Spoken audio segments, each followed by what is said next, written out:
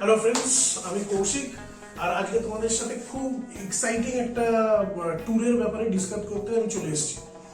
তো ঘুরতে যাওয়া বাঙালির কাছে একটা চরম অনুভূতি, যেটাকে বলে স্বর্গীয় অনুভূতি।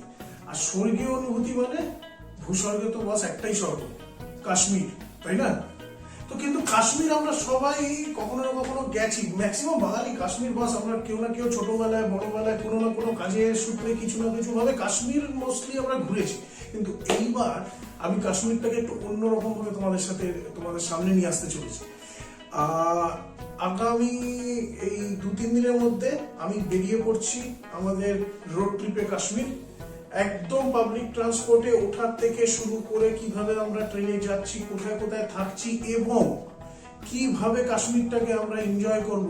বাস ফিজিক্যালি আমি যাব আর আমার বন্ধু যাবে, সেও কৌশিক।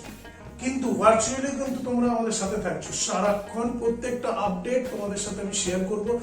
জুড়ে থেকো বন্ধুরা, এটা চরম একটা এপিসোড হতে চলেছে, তোমাদের সামনে নিয়ে আসবো। সো রেডি থেকো। আর যেটা শেষ অবধি আমি বলতে চাই, এবার চলো কাশ্মীর একদম নতুন ভার্সনে। সো টিকে থাকো বন্ধুরা।